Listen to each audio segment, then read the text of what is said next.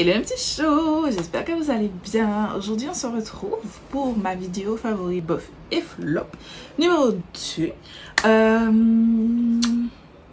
Mais sans plus tarder on va commencer en fait. Je sais pas pourquoi j'essaie de dire beaucoup de choses alors que j'ai pas beaucoup de choses à dire. On commence tout de suite pour que la vidéo ne soit pas trop longue. On va commencer d'abord par mes favoris. En favori, on va commencer par l'alimentation. Les chips, Lay's aux chèvres. Au fromage de chèvre, pardon. J'aimais déjà les chips Lay's au fromage classique, mais celle-ci, si vous aimez les fromages de chèvre, of course, goûtez ça. C'était trop bon. Trop bon. Ensuite, on passe au capillaire et je vais vous parler de ce produit. C'est le Hair Food Aloe Vera. C'est le soin démêlant, enfin, après shampoing, qui est censé être à rincer. Moi, je vous avouerai que je ne le rince pas tout le temps. Si je fais pas de masque après, je rince pas. Si je fais un masque après, je vais rincer. J'aime beaucoup.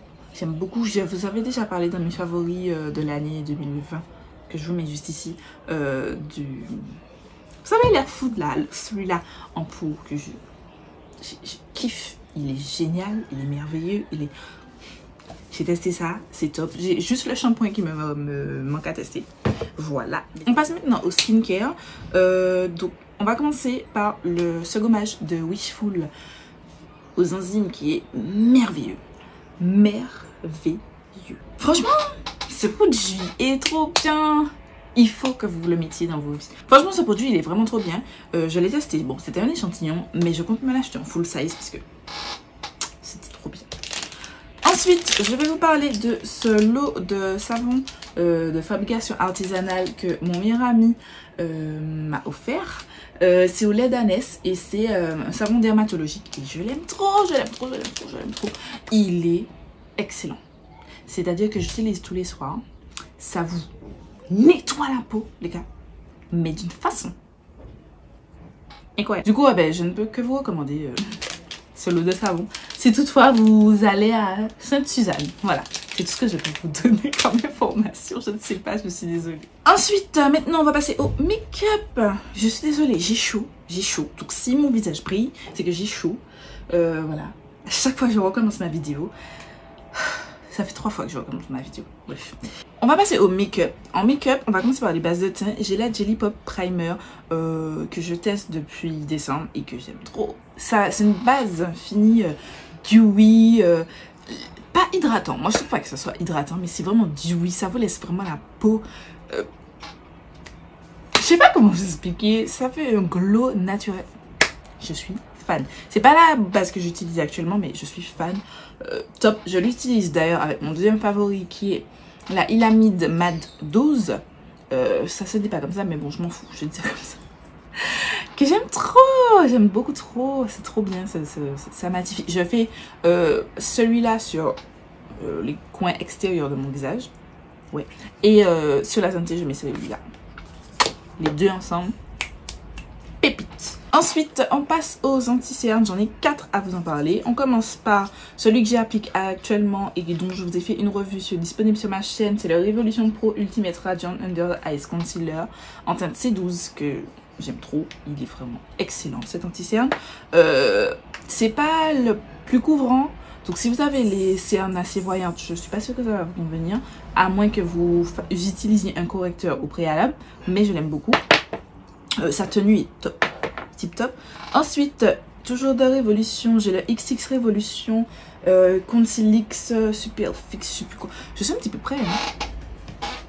Je l'aime trop. Le packaging, je le trouve trop cute. Et la brosse, le pinceau est magnifique. Je suis pas sûre que vous ayez bien vu, mais bon, c'est pas grave. En tête, ce que j'ai en tête, c'est CX 12.2. Voilà. Merveilleux, tenue au top et tout. Toujours Make-up Révolution. Cette fois-ci, c'est la partie Make-up Révolution. J'ai le Conceal and Define en version infinite. J'ai la tête C12.2. Top. C'était mon concealer du mois dernier que j'ai mis dans ma rotation du mois dernier, que j'ai en teinte C12.2 et je le kiffe. Voilà. Ce mois-ci, c'est celui-ci que j'utilise.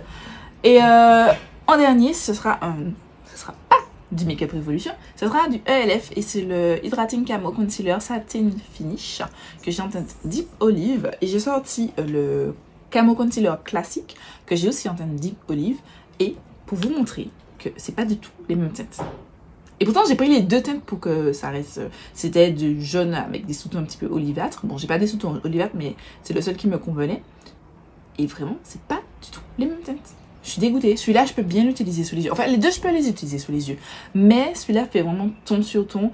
Et si j'ai... En fait, je fais un mélange de fond de teint. Si mon mélange n'est pas bien fait, ça peut paraître un petit peu foncé. Par exemple, là, je trouve... Désolée. Là, je trouve que mon mélange de fond de teint, je l'ai un petit peu raté. Et du coup, j'ai un petit peu trop du fond de teint stick de Colourpop qui est un petit peu plus neutre. Et donc, mon teint est un petit peu plus neutre que jaune. Mais dans ce cas-là, j'aurais pas pu utiliser cette anti-cerne qui est vraiment... ça allait faire un effet bizarre sur les yeux et tout. Je suis obligée d'utiliser une poudre plus claire. Donc, j'utilise la Colourpop No Filter. C'est No Filter... Setting Powder, voilà, un teint de banana qui est un petit peu trop clair, je trouve, selon mes goûts.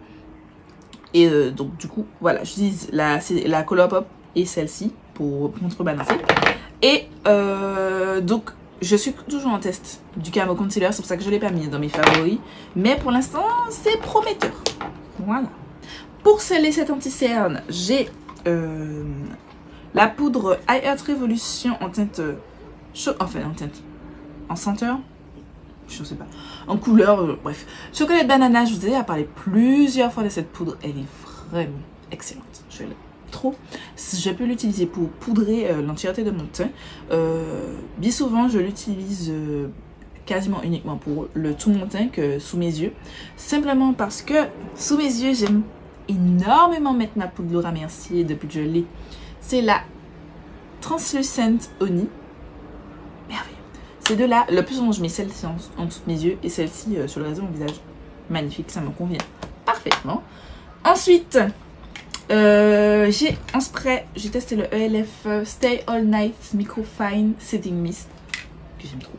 C'est pas, ça va pas matifier votre teint, mais effectivement, je trouve que ça prolonge de ouf ma tenue de fond de teint et tout. Mon teint il bouge pas trop parce que je vous rappelle, je vis en Martinique, donc c'est difficile que mon teint ne bouge pas au cours de la journée. Mais j'aime beaucoup. Donc je vous recommande. Juste l'odeur que je n'aime pas et le spray. Je sais pas si vous verrez. En fait, quand par exemple vous l'appliquez, c'est des petits jets. En fait, c'est pas comme le Morphe, mon favori de toute l'année. Le Morphe Continuous Setting Spray, pardon. C'est pas en continu, c'est des pchits. C'est comme ça. Ça vous pchit comme ça dans la gueule. Un petit peu désagréable, mais l'effet est vraiment très bien. Et depuis longtemps que je l'utilise, sachant que je l'ai utilisé très souvent, il est à peine descendu. J'aime trop. J'ai oublié de parler en teint de mon bronzer Makeup Revolution. Ce n'est pas une vidéo sponsorisée par Makeup Revolution ni ELF, mais c'est juste que ce sont des produits que j'ai achetés les derniers temps. Voilà. Et que c'est pas cher. On va pas se mentir, c'est pas cher. Je l'ai en teinte dark. Il est trop bien, ce bronzer. Il est magnifique. J'en ai pour toute une vie. Il y a 15,5 grammes de produit. J'en ai clairement pour toute une vie. La couleur est magnifique. Il se blende de manière magnifique. C'est juste l'odeur que je n'aime pas. Parce que c'est très fort. Après, quand une fois que c'est blendé sur votre peau, l'odeur disparaît. Mais je trouve que c'est un petit peu fort. Et je vous ai déjà dit, répété, re-répété, je n'aime pas les odeurs dans les produits. Voilà. Ensuite, toujours dans mes favoris. J'essaie d'aller vite pour que j'ai le temps de vous parler de tout ça. Je passe aux palettes. Dans ce sens-là, c'est mieux. J'ai la Sunset Horizon de Beauty Bay. Je vous ai fait quelques looks avec, que j'aime trop. Ça, elle ressemble à ceci. Elle est vraiment trop bien. Au début, je n'étais pas franchement sûre de l'apprécier. Et puis, au fur et à mesure, j'ai fait un deuxième look avec. Et je l'ai déjà réutilisé quelques fois. Et j'aime beaucoup. Ensuite, j'ai sa prédécesseur. Je sais pas si on dit ça comme ça. La Blue...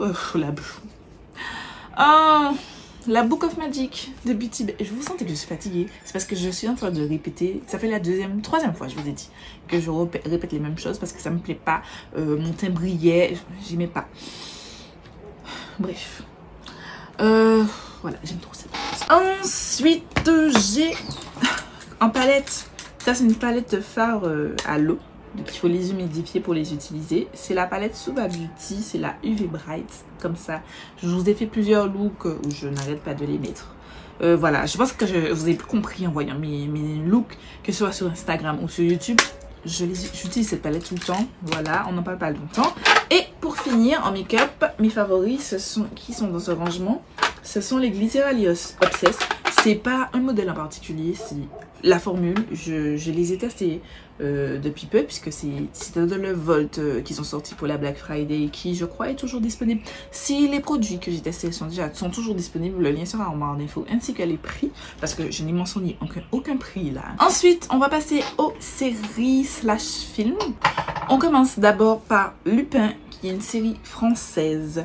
Je vous dis déjà, je n'aime pas spécialement les films et les séries françaises parce que je suis pas très fan de la réalisation, de l'humour.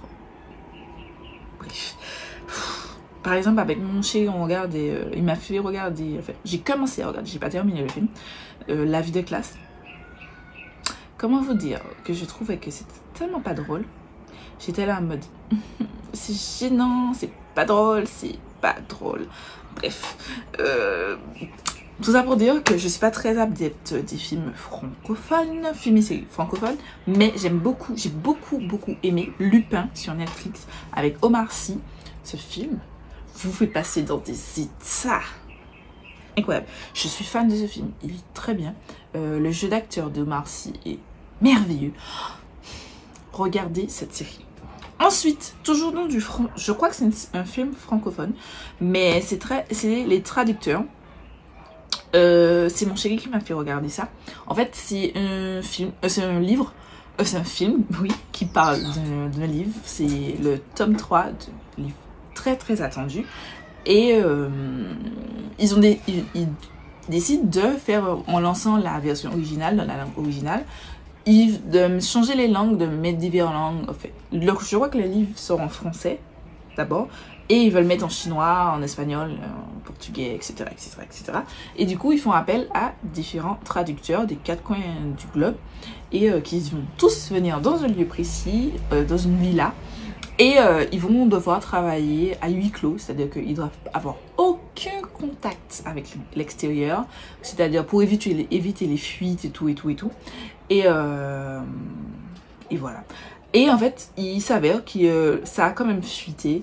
Et il y a eu des intrigues. Ça part dans un sens, dans l'autre sens. Franchement, l'approche de ce film était géniale. Donc, je vous recommande. Et pour terminer, je voudrais vous parler du Tigre Blanc sur Netflix. C'est un film tiré d'une histoire vraie. Il s'agit d'un jeune indien qui... pas d'une histoire vraie, pardon. Je vous ai dit, c'est un film tiré d'un livre. Après, le livre, est-ce que c'est une histoire vraie? Je crois, je suis pas sûre. Bref, c'est un petit gîte indien de classe pauvre qui arrive à travailler pour une famille riche d'Inde, et en étant le chauffeur, et voir comment il use de malice, d'ingéniosité pour arriver à ouvrir son entreprise et devenir entrepreneur. C'est vraiment très bien. Un petit peu lent, mais en finalité, le film était vraiment cool. Ensuite, on passe à ceci. Ce sont des vernis de la marque Maybelline. Ce ne sont pas ces vernis-là en particulier, mais c'est juste que ce sont les derniers que j'ai achetés. Mais ce sont les vernis de la marque que j'achète depuis plusieurs années. Et je les ai réachetés ces derniers temps, quand j'avais mis Fauson. Et top. Voilà. Et en dernier, parmi mes favoris, ce sera mon MacBook. J'ai enfin investi sur mon MacBook. Et je regrette tellement pas. Mais genre, tellement pas. Cet ordinateur a changé ma vie. Voilà. Et si vous vous demandez, c'est le MacBook Air, processeur M1, 12 Go, je crois. Enfin, bref, voilà, je connais pas les détails techniques. Voilà, il est bien, c'est tout. C'est tout ce que vous avez besoin de savoir. Ensuite, on passe au bof. On commence par cette palette de blush de LF. Juste parce que la qualité est bonne. Mais c'est quand même la teinte dark. Et sur 4 blushs, j'ai un qui ne fonctionne pas. Enfin, ça et ça, déjà, ça c'est limite. C'est celui-là, là. Il est limite. C'est parce que je le mélange. Mais ça, on a dit dark, les gars. Ça, c'est pas dark. Ça, c'est light skin. C'est pas dark. Donc, juste pour ça. Et la poudre Make-up Révolution. Pas parce qu'elle est pas bonne. Elle est excellente. Elle, d'ailleurs, me fait penser à la poudre, pardon, dont je vous ai parlé tout à l'heure, la chocolate banana de Haute Révolution. Mais c'est juste que le packaging, frère, on peut pas sortir ça, des packaging comme ça. C'est-à-dire que ça date des années, mais ils auraient pu update leur packaging quand même. Pour que j'utilise cette poudre, je suis obligée de mettre dans le petit truc. Elle m'énerve cette poudre. En fait, le packaging m'énerve. La poudre, je l'aime beaucoup. Voilà. Ensuite, on va parler un film et une série. En série, on va parler de Emily in Paris.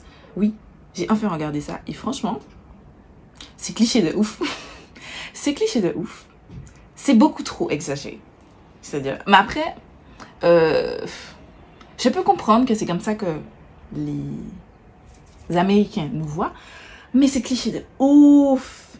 Mais n'empêche que je mets dans mes bofs et pas mes flops. Parce que je trouve que c'est quand même bien, en fait. Voilà. En finalité, s'ils sortent une saison 2, je vais la regarder parce que j'ai envie de savoir la suite. Voilà. Donc c'est pour ça que c'est dans mes bofs. Et deuxième chose, c'est le film Guava Island. C'est pas... Enfin, il aurait été dans mes flops. Je le mets juste parce qu'il y a Rihanna. Honnêtement. Parce que le film n'a rien d'exceptionnel. On a fait toute une histoire parce qu'il y a Childish Gambino et Rihanna, mais en fait le film là, je me suis pas ennuyée, c'est pour ça qu'il n'est pas dans mes flops, mais je suis pas non plus en mode waouh, non. Voilà, le film il est tout ce qu'il y a de plus banal comme film. Voilà. Ensuite pour mes flops, en make-up, je pense que ça vous étonne pas quand je vous parle du bronzer Benefit Hoola. Je pense que j'ai pas besoin d'y piloguer plus que ça. Si vous avez vu mes vidéos série de fin d'année, vous comprenez que ce bronzer ne bronze rien du tout. Enfin, sur ma couleur de peau. Et je vais vous parler de ce blush stick de chez ELF. J'étais déçue. Putain, quand j'ai passé ma commande, ça venait de sortir. Et je me suis dit, ah, tiens, on va tester et tout. J'avais envie, comme je vous répète, j'ai envie de tester les textures crème pour me maquiller. Mais ça, je sais pas si vous verrez, c'est naze. Déjà, ça, regardez la couleur. Ça s'appelle Luminous Berry. Berry, pour moi, berry, c'est prune. Ça, c'est rose. Et en plus, je l'ai appliqué là, mais j'ai mis un autre bronzer, un autre blush, pardon, dessus. Ça, sur ma peau, quand je l'ai appliqué, on voit qu'il y a que des paillettes roses. Je suis censée avoir acheté un blush, pas un highlighter avec des paillettes.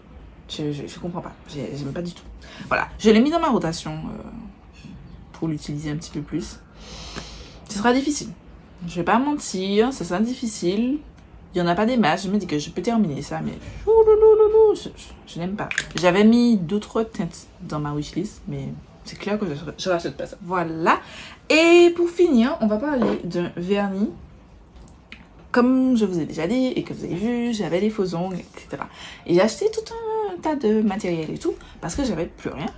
Et dont ce top coat qui a fait un fini très brillant, effectivement, mais ça sèche comment? C'est-à-dire que au début je me suis dit non, c'est moi qui ai un problème. C'est-à-dire que je mets mon vernis et j'utilise généralement les vernis Maybelline. Il pleut, bébé, il pleut, t'as entendu? J'utilise généralement les vernis Maybelline séchage rapide en 1 minute. Moi, je laisse toujours 5 minutes par couche de vernis. Et puis, t'es là, t'attends ton vernis et tout. Quand j'ai fini, j'ai mis 2, voire 3 des fois couches. Généralement 2. ça suffit amplement.